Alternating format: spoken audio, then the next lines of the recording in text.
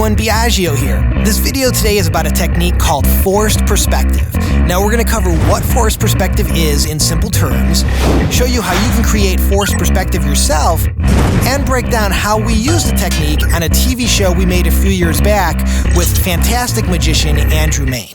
Now, I want to give major props to Stu Maschwitz, who you can find on Twitter as @5TU. In his now classic book, The DV Rebel's Guide, an all-digital approach to making killer action movies on the cheap, Stu does a great job of breaking down how forced perspective works, and he shares about 1 million other priceless filmmaking tips and techniques. So I highly recommend the book for all kinds of indie film awesomeness, and so does Robert Rodriguez. So there.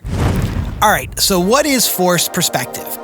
In a nutshell, forced perspective is an optical illusion that can make objects appear bigger or smaller or farther or closer than they really are. In film and TV, it's usually achieved by cleverly placing a miniature in the frame with life-sized objects in order to pull off in-camera special effects, like this one. Alright, let's do a little breakdown. Say you were filming a scene where some guy has unfortunately brought an index finger to a tank fight. You, working on a tiny budget, can afford the index finger, but not the tank. So, you get a realistic toy or model tank from your local mall. By placing that mini tank close to the camera and your fearless hero far in the background, it looks like they're interacting with each other. And that is great instant production value, all captured right in camera, no need for any fancy visual effects. That said, it does take a bit of setup. That's why it's a good idea to put your model on some kind of adjustable arm. This way you can raise and lower the model to line it up with your scene. In this shot, all that sand in the bucket is actually on a small tabletop sitting on an adjustable stand right up in the foreground close to the camera, and Andrew is on a real beach in the background. Here we just put the car on a picnic table in the foreground and added some dirt to blend the model in a bit. Now keep in mind you can't move the camera or you'll give away the gag. Alright, brace yourselves, I'm gonna give you some boring math. But I promise you it'll be worth it.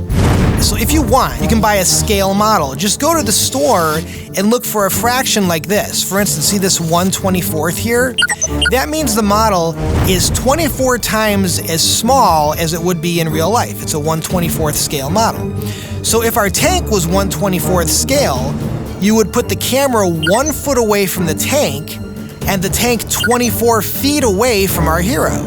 That makes the tank look 24 times as big and properly sets it in the scene. Pretty cool, right? Hey, see, math isn't that boring. Another important point. When it comes to forced perspective, probably the most important tip to remember is to shoot at a higher f-stop so that your foreground and background are both in focus. For instance, in this scene, a shallow depth of field would ruin the effect, so both the tank and our guy need to be sharp in order to sell it. In this shoot with Andrew, we were in broad daylight and shooting around an f/16 to make sure Andrew was just as sharp as the model car. Okay, so how did we use forced perspective on our own TV production? Well, as mentioned, we were working on a TV show a few years back with Andrew Mayne, who is a terrific magician. And we wanted to come up with some way of letting the audience feel like we were letting them in on how a magic trick was done, but without actually giving away the secrets of the magic performed on the show. So we decided to create these fun transition shots between scenes within the show using forced perspective. But our twist was to break the illusion in funny ways, thus revealing the camera magic trick to the audience at home, so they felt like they were in on the secret. Here's a few more of the cracked illusion shots we came up with. This one was a little twist on the forced perspective gag. And this one isn't really forced perspective, but the idea of breaking the illusion worked the same way for us. Give away the camera trick to let the audience at home play along. Now, when you find some fun ways to make forced perspective work in your own productions, be sure to let us know on Twitter. We're @JokeandBiagio.